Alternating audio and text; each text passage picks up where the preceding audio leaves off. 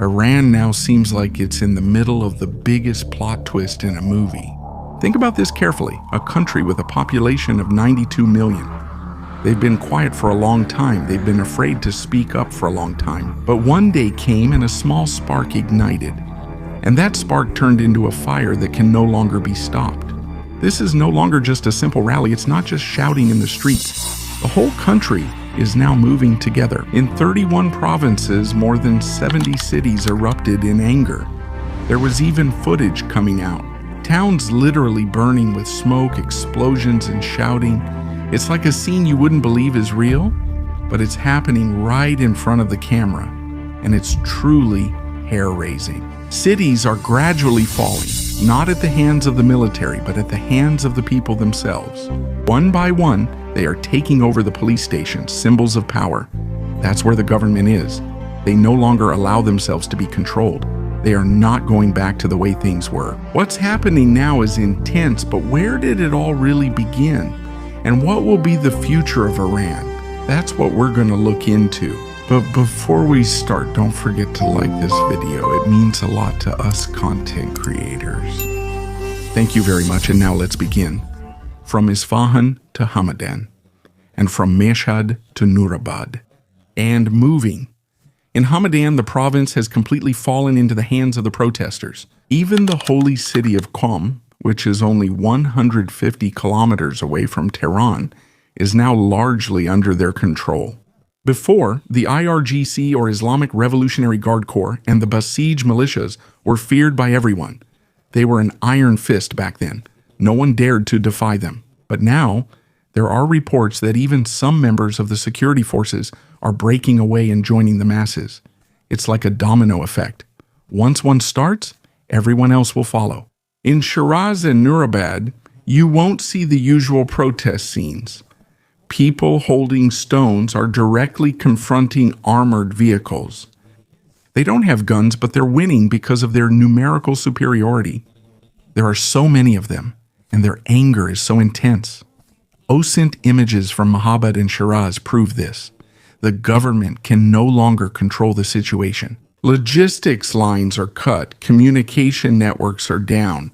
There's no clear command, no clear direction. And in the skies, something even bigger is happening.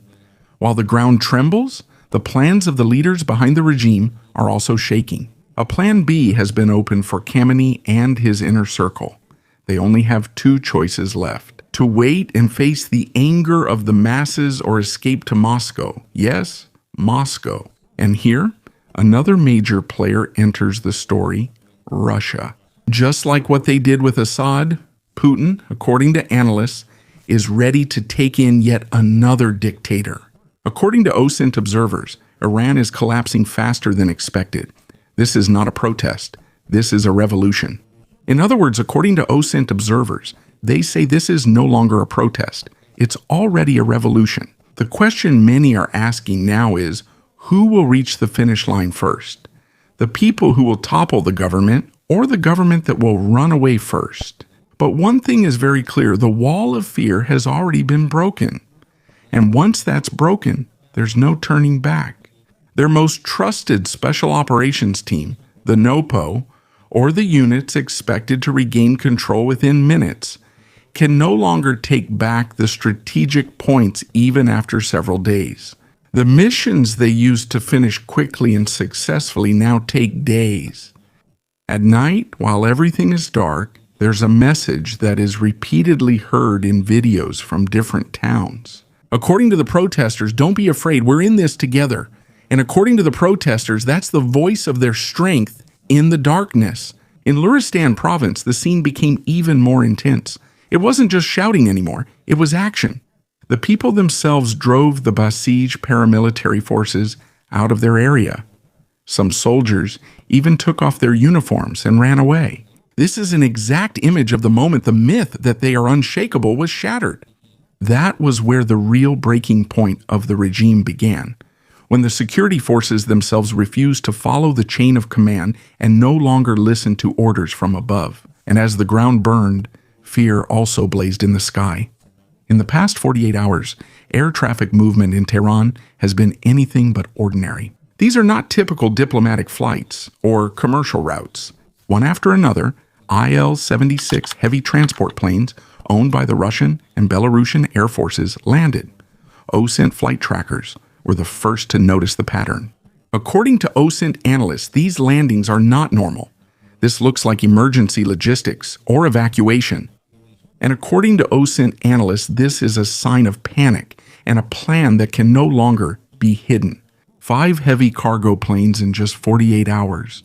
That's no joke. It's like the last move of an alliance desperately trying to save each other. But what's really inside these planes? There are 2 scenarios circulating in intelligence circles, and neither is good for the government. Scenario number 1, it's possible that they're carrying crowd control ammo, equipment, and weapons made in Russia and China to support security units that are weakening and can no longer be trusted. This means that even the bullets to silence their own people are being requested from other countries. Scenario number 2 is darker. Maybe it's not bullets they're importing anymore. Maybe it's wealth they're sending out. Khamenei, 86 years old, reportedly has an exit strategy ready in case control in Tehran collapses. The plan includes evacuating from the country along with 20 of his closest aides, family members, and trusted people, and the 20 to Moscow as well. According to leaked intelligence reports, Khamenei will trigger an emergency evacuation if security units fail or defect. And according to leaked intelligence reports, this is no longer just speculation. It's a plan that's already prepared. His wealth network, called Citad, is estimated to be worth over $95 billion US. That's why many analysts are doubtful. Maybe the cargo planes landing now are not just providing support. They're helping to move Iran's wealth away from the people. If that's the case, the message from the logistics trail is clear. This isn't an invasion. This isn't an external rescue mission. This is an internal collapse, natural, ongoing, and unstoppable. And with every city that breaks free and every soldier that turns away, one thing becomes clearer. The government is no longer fighting to win. They're just fighting to get out. For years, Iran's security forces, especially the Revolutionary Guards, or IRGC, along with the Basij militias, have been known as the Iron Fist of the regime. When there's an order, they act quickly. When someone needs to be silenced, they never fail. But now, the script is different.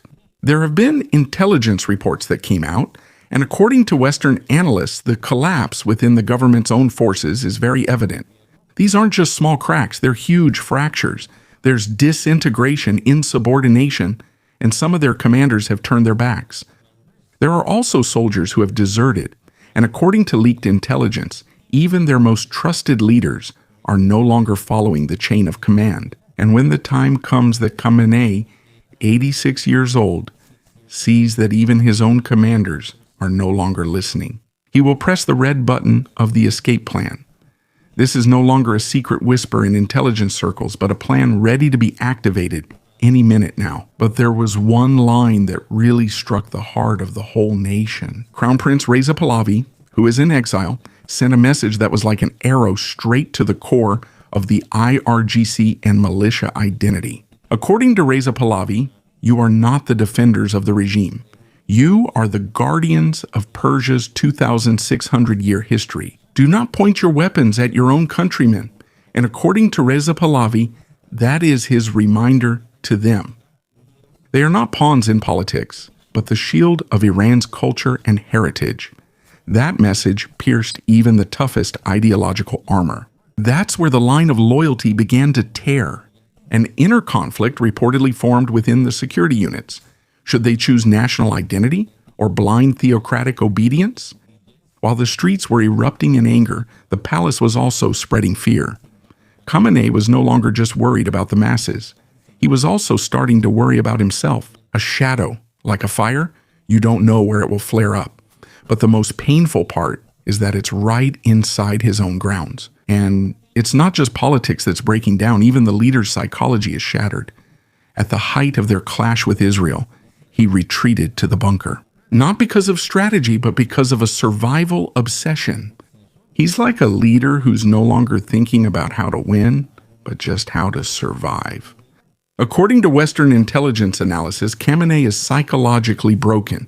He is no longer in command of events. And according to Western intelligence analysis, he's already weak both mentally and physically, and he's losing his grip on the situation. That's why what they used to call Plan B is now Plan Z, an escape plan to Moscow. This is no longer optional. It's now the last exit. And the bitterest irony of all is that while people are shouting death to the dictator, they don't realize that this cry is like an echo from the past. Before, there was a Shah who was overthrown by a revolution in 1979. And the leader who overthrew that person is now also on the verge of being overthrown. According to observers in Iran, history is repeating itself. The hunter is now the hunted. According to observers in Iran, the one who ousted before is now the one being ousted by time. How he rose because of the people's anger. How he will fall also because of the people's anger. And with every slogan echoing through the night, it's as if Iran itself is whispering something to the world. That a dictator, no matter how strong his fist is, when he loses his soldiers, loses his people, and loses his mind, there is no other finish line. Only the same ending. In 1979, when the Shah fell from power in Iran, his exit route was Egypt.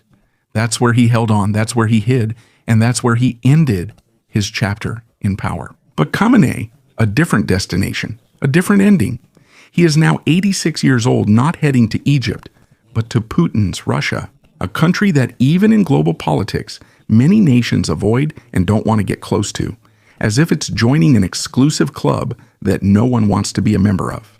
The losers club of geopolitics, where the leaderboard of influence is going downhill. And what's happening in Iran, this isn't just an ordinary disturbance that will stay in a few alleyways. This is the collapse of the weakest link in the long chain of autocratic alliances.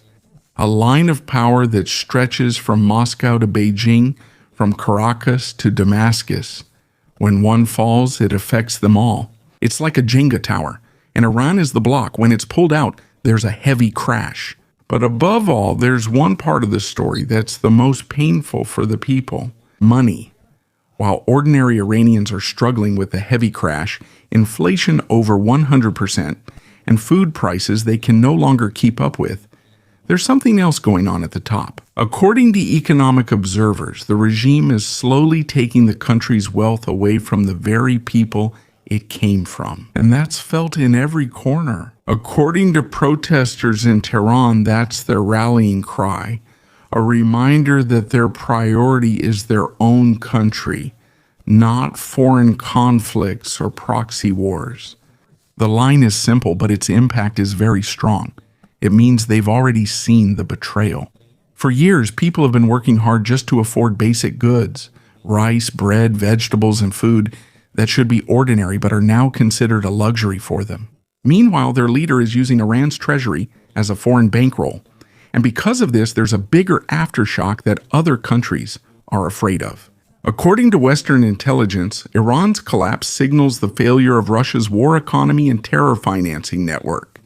And according to them, the possible effect of this is not just a political reset, but a financial domino effect that will hit the strategies of Moscow, Beijing, and other allied regimes that depend on Iranian funding lines. That's why the voices in the streets are not just anger, but a verdict. And the slogan, "Neither Gaza nor Lebanon, my life for Iran," in other words, that is said to be the final nail in the coffin of the regime's ideological leadership.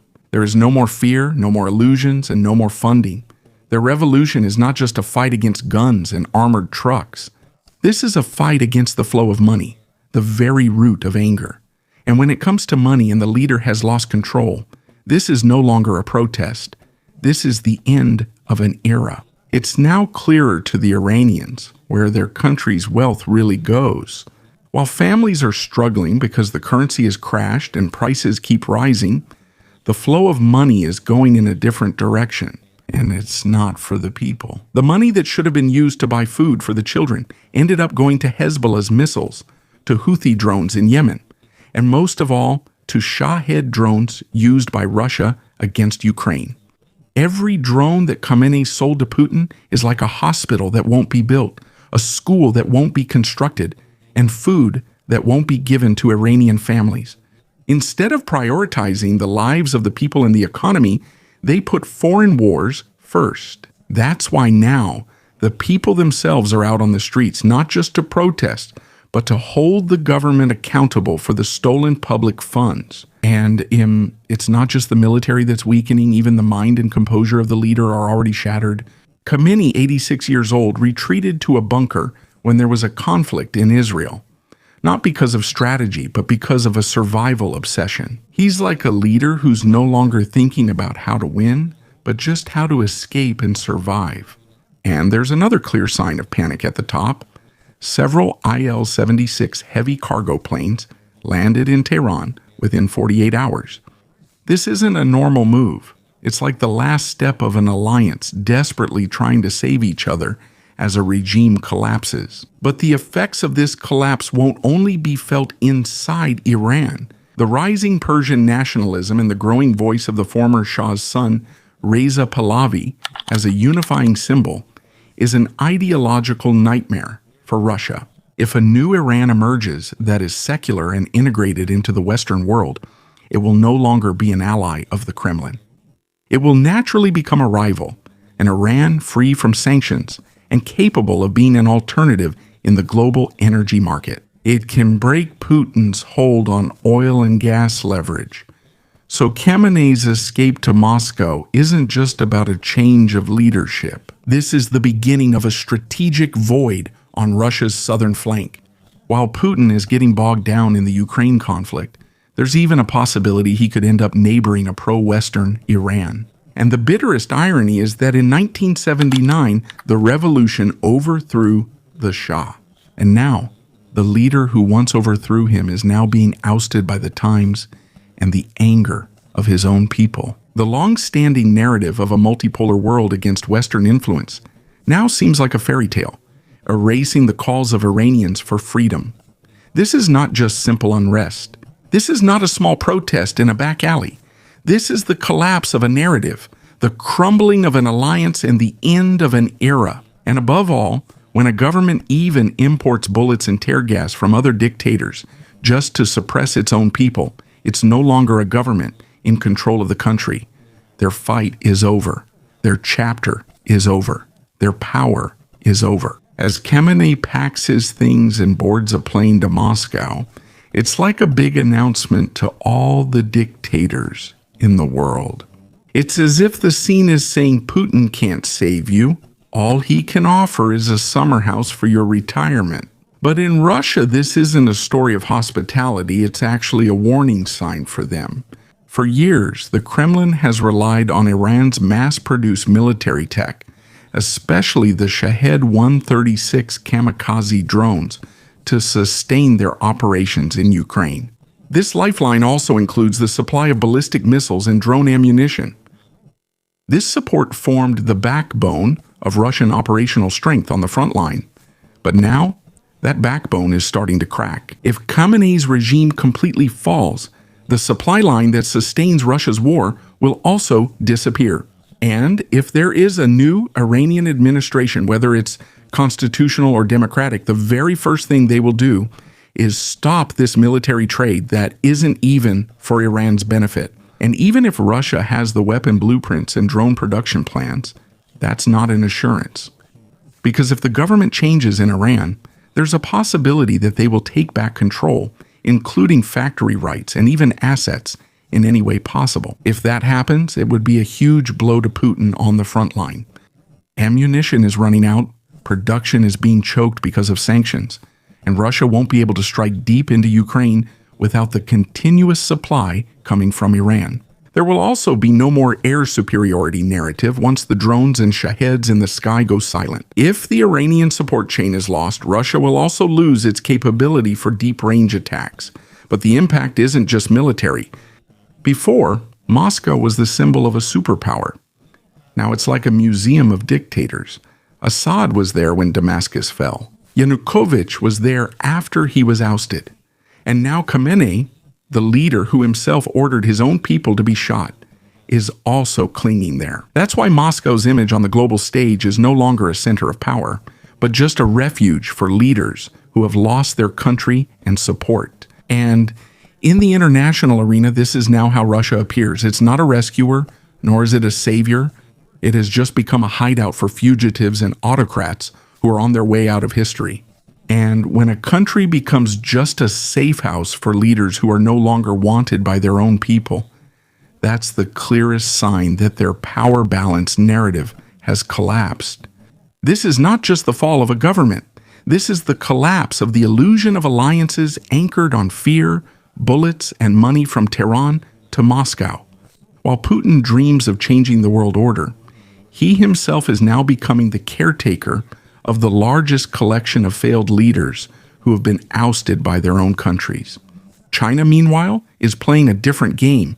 Beijing wants stability, trade routes, energy security, business. They don't want chaos. They don't want leaders who flee. So when Iran fell and Putin couldn't do anything to stop it, it was like a mental note was updated in Xi Jinping's mind. According to geopolitical observers, China does not bet on a losing horse. And according to geopolitical observers, China doesn't invest in alliances that don't guarantee a win. China needs Iran for energy supply and security in the Middle East. But because Iran, which is supposedly under Russia's protection, collapsed so quickly, Beijing is now being forced to rethink its entire strategy in the region. They're no longer sure if their partnership with Moscow still makes sense. Before, Russia and China were like two pillars of a big alliance. Now, it's like the foundation is starting to crack, because the logic behind global power projection is simple. If a leader can't be protected by his allies, and all they can do is welcome him when he flees, that's not it. That's not strength. That's not influence. That's not dominance either. That's an exit door. Khamenei boarded a plane to Moscow with around 20 aides, family, and his inner circle. And the message is, this isn't a story of salvation. This is the story of a strategic death sentence for the Kremlin narrative. Because if Iran completely collapses, Russia will also lose its supply of cheap military tech, access to Iranian airspace, their influence in the Middle East, and even their bases in Syria, which are now also in jeopardy. But the biggest plot twist is, it's not the West that's bringing down Iran. It's not external intervention. It's the will of the Iranian people themselves that cut the lifeline. Their anger is what shut down the ATM of Hezbollah and the Houthis. They are the ones who cut off Russia's supply chain. And they are also the ones undermining the Kremlin's alliance leverage. It's like a silent strangulation. But it's not done by another country. It's done by their own people. So now, what they used to call the axis of evil is like a house of cards that could collapse with just a little blow. The lights are going out in Tehran. Those are signal flares that also darken Moscow's future. Iran has already fallen. The supply chain is gone. The allies are destroyed. And Putin is now alone. And when a leader loses funding, loses influence, and loses the backbone of an alliance, he no longer has a narrative to present on the global stage. He's no longer a game changer. He's now the next possible chapter closer. And now it's as if history itself is whispering, Tehran has fallen. Who's next? And the answer circulating among global observers is, if Iran collapses, Moscow becomes the next question mark. Because war isn't only lost on the battlefield. It's also lost in the capitals of strategic partners and in the anger of the very people who are being oppressed. Iran is now in a rare moment where the three pillars of a regime are collapsing all at once. Economy, loyalty of the security forces, and the people's trust in the system. This is not just anger at the government. This is anger at the direction of the country. Iran earns from oil exports, but most of the country's needs are still imported from abroad, like wheat, corn, industrial parts, and ingredients for medicine. When the currency drops, imports are immediately affected. So even though Iran earns from oil, ordinary families don't feel it. People's purchasing power quickly diminishes. The middle class is shrinking. Youth unemployment is rising. Parents' savings for their children's future melt away like ice. That's because of the heat of inflation. And because the battlefield of narratives is digital in today's world, the regime can't control the story. Videos from civilians, citizen journalism, and encrypted messaging became the core of mobilization. There was no single leader in the streets, so the movement couldn't be easily suppressed.